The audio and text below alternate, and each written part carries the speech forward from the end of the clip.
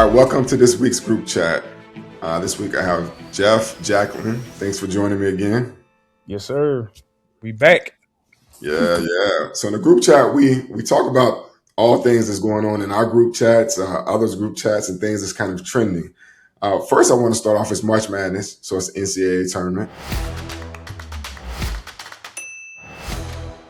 As we're talking right now, the Sweet 16 is going on, but I want to go back to the first round. I want to go back to Howard University making the tournament. Yes, sir. This season, they played in the playing game, so they won their first NCAA tournament game. Lost in the Ever? first ever. Oh, wow. Ever.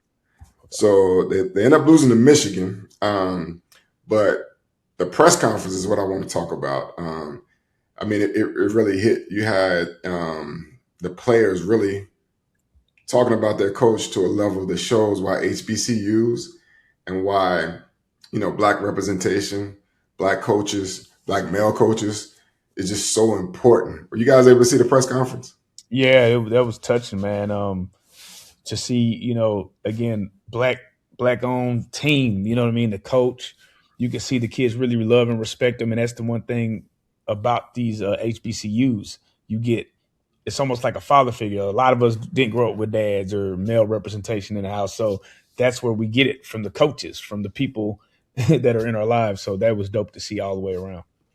Yeah, I agree. I have Black sons, right? So for them, to know that there's Black role models, men that are doing positive things and pouring into them, it's so important. We need that in coaching. We need that in teachers, just in everyday life, and not just, sports and things like that. We need to see just Black men. Yeah, Coach Blakeney, I mean, he's great. I mean, he has a Duke background. I think Jordan's the team brand sponsor there, but I mean, just the way he even broke down at the press conference, expressing how grateful he was to coach these guys. You could tell the love, and then the players coming up. See if I got their names, but the players coming up describing their coach, talking about how important, how he poured into them, how he made them believe, how he never gave up on them. And you could tell that love was genuine and was real. They just lost a game. I played. I know how hard when you lose, that's the last thing you kind of thinking about. But that's their memory of, that final game on the court. Their memory is not on their court. Their memory is what went on with their coach. And that's going to apply with them in life.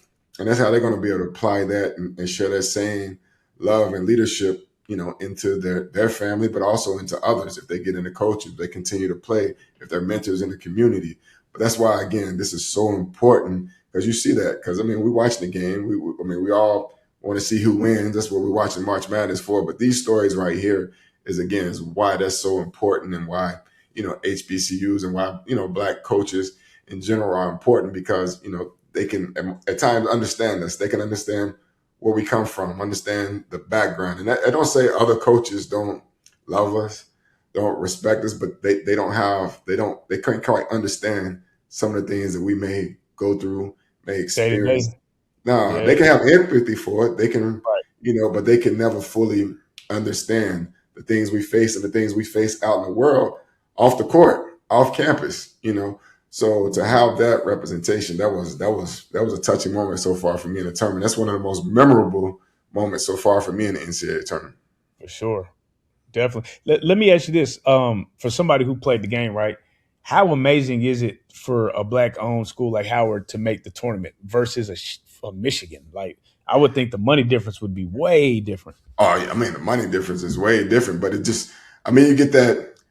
I always say, and a lot of guys who we played, we always say, if we could have got one semester at a HBCU, like just one semester. I mean, our goal at the time was to try to make it to another level. And at the time you couldn't really get there through a HBCU at those times. But I always, just going back since then, just going back and being on campus, doing different things on campus. I'm like, man, if I could have just had one semester on here, just to feel this, just to, every day, this is what I'm experiencing. Like, I couldn't imagine, but it's so significant because it puts you on the biggest stage.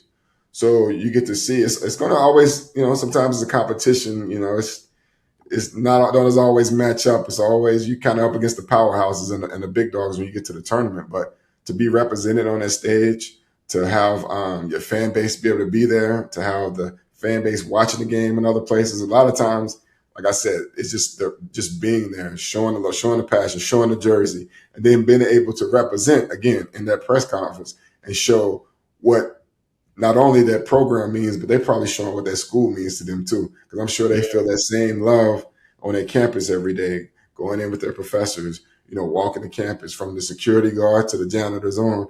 I'm sure they feel that same love that they feel from their coach. Crazy. Yeah. Shout out Howard, man. Yeah, shout out to Howard. And I also want to give a shout out to Nolan Smith at Tennessee State. So, he got Tennessee State there, and that's another guy, Duke, won a national championship at Duke. Coached at Louisville, too, was assistant coach at Louisville, and just finished at Memphis under Penny. But he talked the same thing. He always had passion for HBCU. Wish he could have went to a HBCU. But again, there wasn't a path to try to get you there. But he got his team in. And again, you could see that passion. You could see that love. They came up short, but to get there, to represent, to put, you put that sweat in, that time in, but you representing the school, the community, the culture. Yeah, you can't beat that. Now, what's up with UConn losing their mind though? Oh man, the women, UConn women. Yeah, what's going on? We were talking about this today in the gym, man. We was talking about this. I love Dawn Staley, so I got that love in my heart for Dawn. I always want to see her go. And UCLA, I think UCLA got a mind, but both of those teams got to play a perfect game to beat UConn. UConn's women, man, I don't know what he's building from last year where they dismantled South Carolina in a championship to now. They're building. He's back to building that dynasty, and I think I think UCLA women, if they play, if they're hitting their threes, because they got an inside presence and they got Kiki on that point guard, she can move her ball. She plays that defense, she can get that pace going. But they got to hit their threes and they got to play a damn near perfect game. And the difference is UConn don't have to play a perfect game to beat either of these teams. But these teams have to play a perfect game, and UConn has to not play a perfect game for them to beat UConn. That's from what I've seen so far. And we'll see. We'll come out this weekend, but we'll see as this tournament goes on. But right now, if I'm putting my money down, I don't see nobody beating UConn. But my heart will go with South Carolina. Yeah. And the home team, UCLA. So yeah. I got two, but you can't have two, bro. I'm rooting for Dawn. Yeah, you got to root for Dawn, but it's tough. I like Texas too, but I don't know if they got the depth. Texas out there with you, Jeff. I like Texas. Their women got a mob, but yeah, they're UConn, man. They're tough. Sarah Strong? They're tough. But we'll follow back up on this and we'll see where we at when we get close to that Final Four. Nah, facts. Is your brackets busted? Oh, man, my bracket was busted the first week. I go with my heart too much. You just heard me. I don't go with logic a lot of times. Yeah. I go with my heart. I wanted to go with my heart. I might not look at my bracket. Plus, I don't bet. If I was betting, I'd probably be a little different story, but I don't bet on it. So, my bracket's done. It's been done. Y'all put a bracket together or no? Nah, man, I forgot to put one together. But I love NCAA. The tournament, that's where it's done. Once we get to the Final Four, I'll pick my champion. I'll pick my team to win it all. Who you got? Once we get to the Final Four. What you got? Let's put it on paper right now. When we get there. Okay, all right. When we get there, then I'm gonna pick. Right now, I'm done. I ain't had a good run so far. I'm done. But while we talking sports and basketball, now let's get to who I consider the GOAT, the greatest of all time.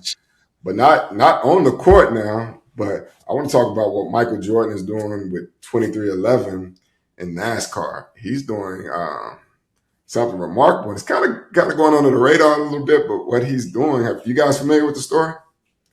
Yeah. Oh, yeah.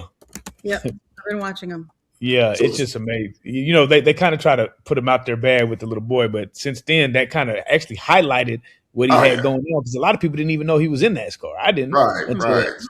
I didn't hear about it until then.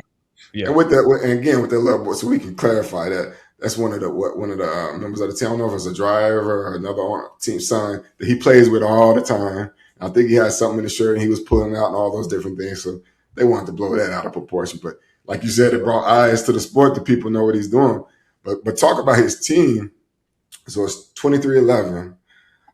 So what he's 2311 racing, but when he came into NASCAR always had a discrepancy from the way the money was pooled amongst the teams. And, he filed a lawsuit that, it was unfair. The way the money was getting flowed, it wasn't trickling down. And teams, weren't really able to generate money unless you got your licensing deals and certain things. So he's actually took a lawsuit, won the lawsuit, and now, money's been able to flow into the teams. I got to look and get those numbers one day, but he's been able to sit there and really do something that was like what does it say?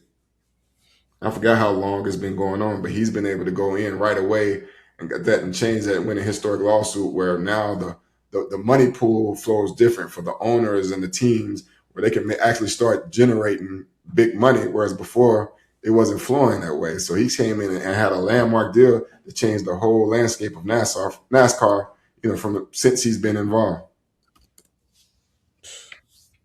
Yeah, that's crazy.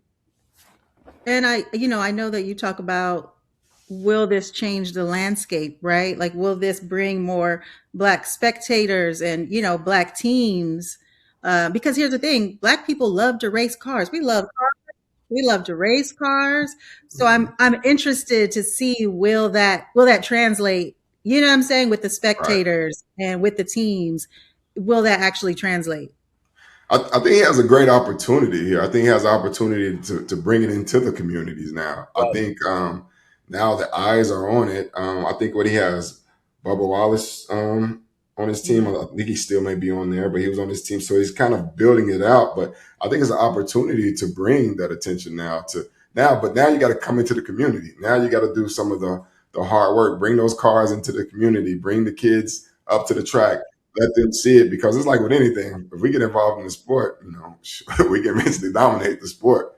So it's been proven. But I think this, that ain't something that's probably easy just to form your team or getting to that. But I think if they can bring that to the community, and if anybody can bring it to the community, you get a pair of Jordan race shoes or something like that, he can.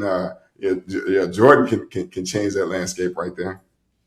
Yeah, wait till he start making the Jordan coats or the Jordan NASCAR jackets. Everybody know them NASCAR jackets is where it's at. If he start branding those, we get a little halftime show. It's over. And he's winning. I mean, he's winning. He's won 4 of the last 6. So it ain't like he's just in there. He's got the lawsuit, got the money for him, but now he's winning. So he's bringing that championship GOAT mentality there. And like I said, you can only ignore it for so long before it's going to start trickling in. But like you said, he start branding, putting that Jordan out there, doing all that, getting getting Tatum and some of the guys that wear Jordans and some of those guys, getting them to the track, bring some things like bringing attention to it, get some of those artists to the track, get all that. He can start to change that and really build a fan base. Yeah, bro. All right, let's switch off that. I want to talk about. Jacqueline, I want to get you on this. So I think Megan Thee Stallion, she's made her Broadway debut.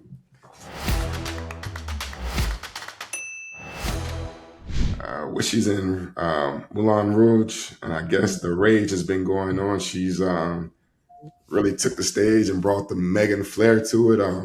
What's going on with that?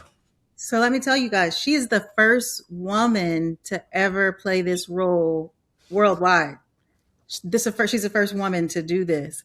So, Megan gets a lot of flack. We all hear it. We know it. What I appreciate about her and what I love about her is she is unapologetic about just being her. Like, you're going to get this. This is what it is. And they let her perform a couple of her songs at the end of the show. So I love that she's bringing herself. She's not changing who she is. She's not dumbing down. She's not, what I'm saying? She's not she's not shrinking herself to show up in these spaces, and people notice. So I really appreciate that about her. And is the character is Zidler? So that's usually played by a male, right? That's a male role. Yeah, she is the first woman to play that role worldwide. Like, not on Broadway, not like the smaller shows in other cities. Right. So she's the first one. Yeah, what I love when I saw the clip is that she got to bring her own style to the end. I guess she got to perform some of her hits and do her Megan fashion. Bring it to the stage. So I love Broadway. Yeah, on Broadway, Broadway. she got to be herself and bring herself unapologetically on that stage. I love when we can do that. We can take something and make it our own, bring the culture into it. I know a lot of people like that's not how it. If you want to bring a new audience into it, if you want to continue to revive some of these things that's been around, you got to add a little influx to it. I think that was pretty cool. Yeah, and she's been an icon in the fashion game for so long, man. Like that's what she does. Like she's not beholden to one thing. You know, it's like now she got Klay Thompson. Now we seeing her with the sports. She's got the anime. She got, you know, she does so many different things that she brings people in their world. When I was at DreamCon, she was there. She had a Mm, whole booth at wow. DreamCon. Like she's an early adopter on things. She's smart. You know what I mean? So then Meg's always, I feel like, 10 steps ahead. And that might be Rock Nation. I don't know, but she's always I ahead of the game. mean, she made the move to go to Rock Nation. I mean, all those are smart business moves. So you got to look at, when you come together with a plan, but when you put together the right team and you go, I mean, you can build all these different verticals. You can build this long career where you have different things that you can spin into, that you can do. So that's what some of these young artists should look at instead of, some who may try to hate or may try to do this. Look at what she's doing. Look at what she's building. Some of these things, emulate what they're doing.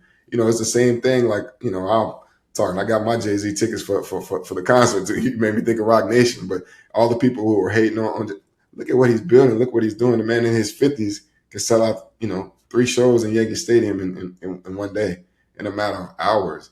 So it's a matter of being able to build and have longevity with your career, but build different verticals where you're just not stuck on, one hit, 2 hits and think you're going to ride on that for the rest of your life. Right. No, definitely, man. I like I said, she's a beast, man.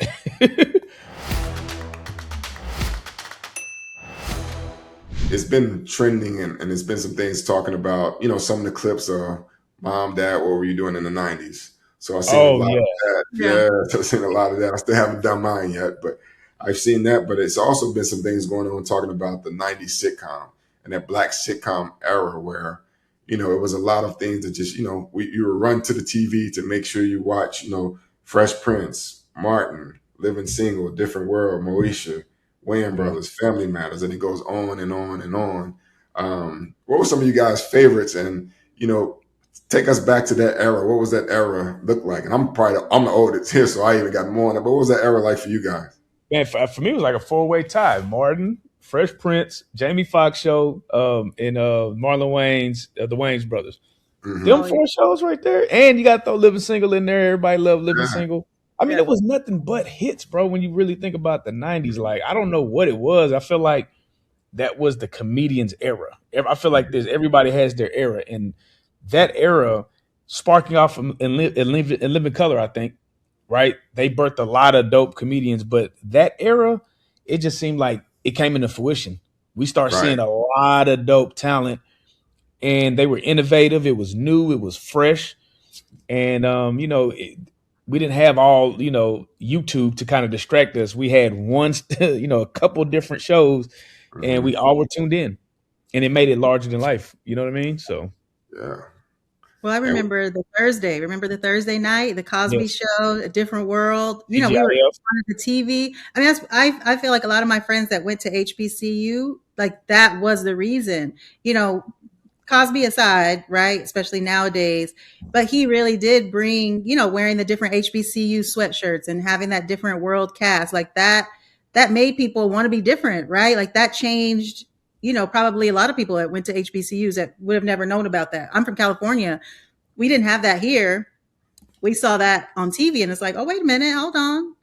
So I feel like, and just seeing Black nuclear families and not, because then once the 90s came, right, I'm in LA, we got Dre, it has a different landscape. So I feel like that early 80s, the 90s, that was a time when you got to see us doing positive things and, I think so too. And it was also, you had the D.L. Hughley show.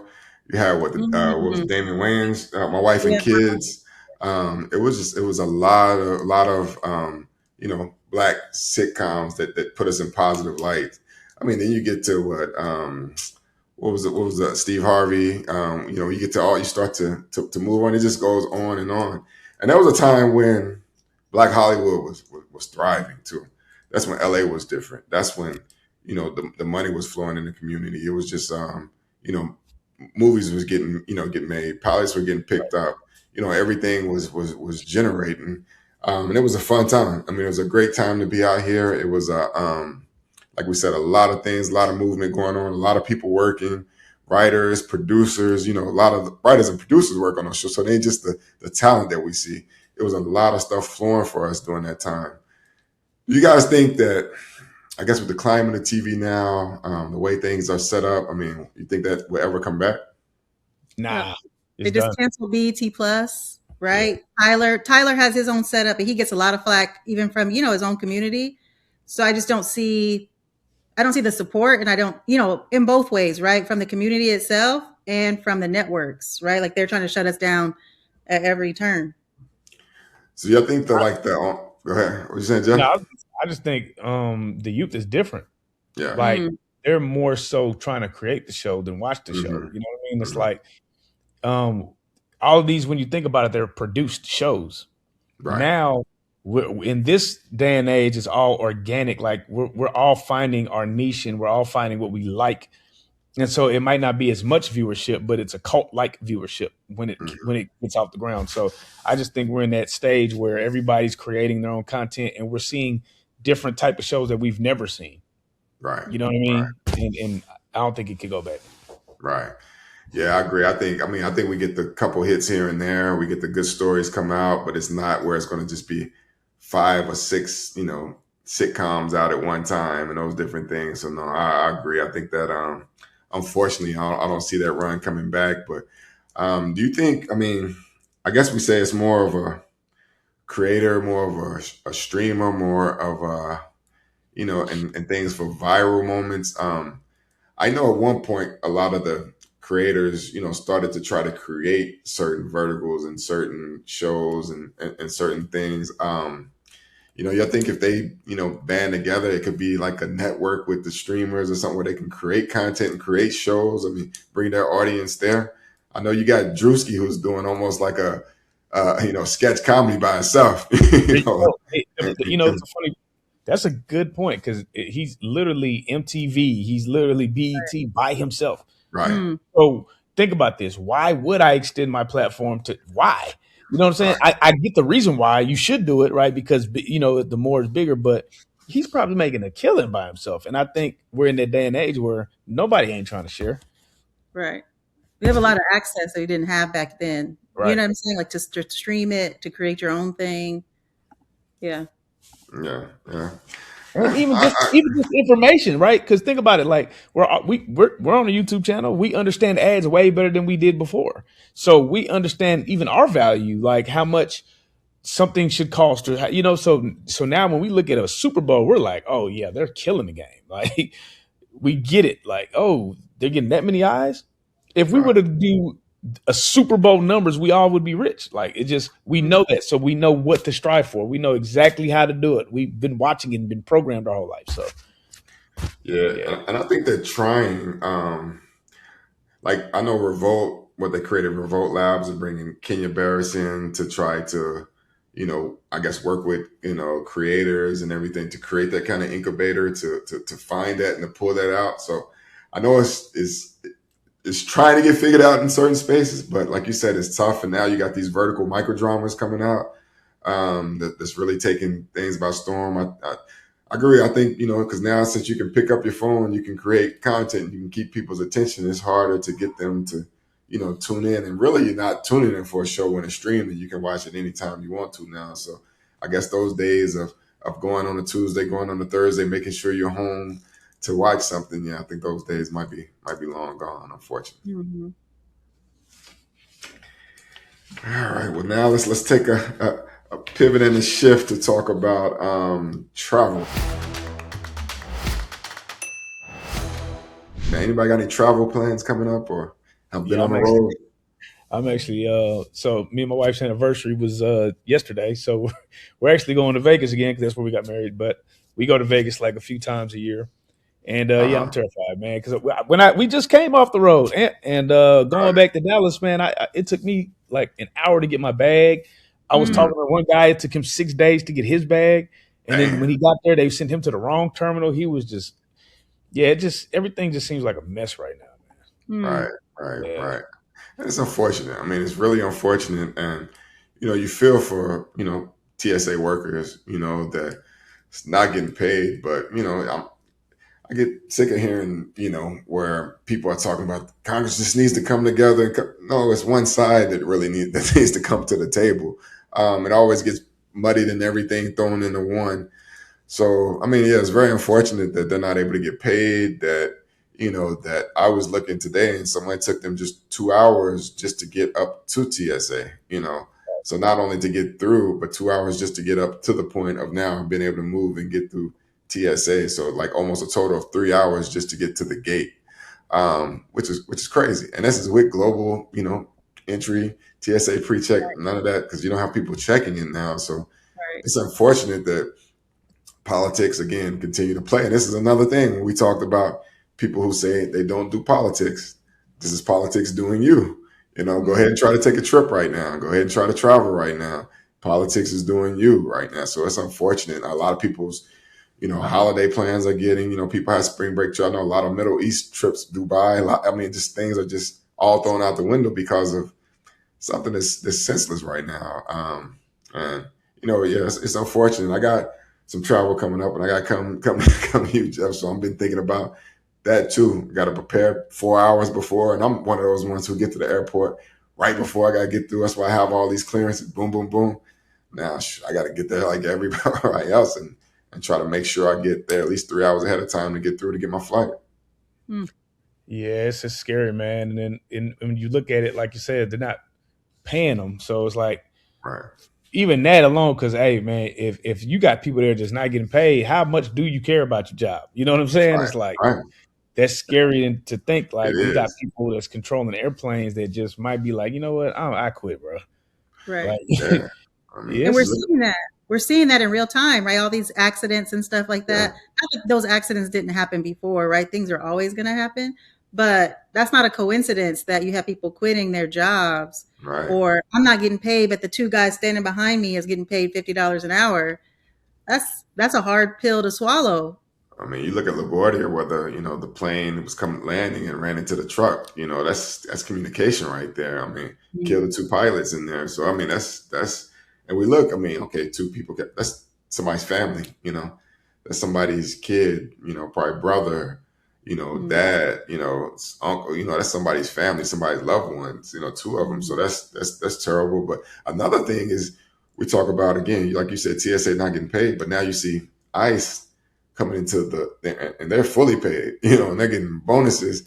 So they come in most cases now just passing out water, doing certain things. So you see them in there getting paid while you still actually doing the work of checking people in. I mean, that's another thing. They'd be like, man, some people like, man, I can't do this. Like what am I doing this for? So that's another thing that, that kind of terrified a lot of people, is wondering how ICE will be active inside the airports. Have you guys been able to see some of that? But we saw ICE in Chicago though, and that was like, yeah. The thing that's getting me too is when I see ICE now on TV and on when I'm watching, it's mostly like they're showing a lot of us. I'm like, when did we become ICE? So and no it's mask. like now, no mask. Now they're showing a lot of us without the mask. Now that the mask come off, now let's display us in the airport. So okay, now we're the face of ICE. So it's a little we know what's going on right there. right.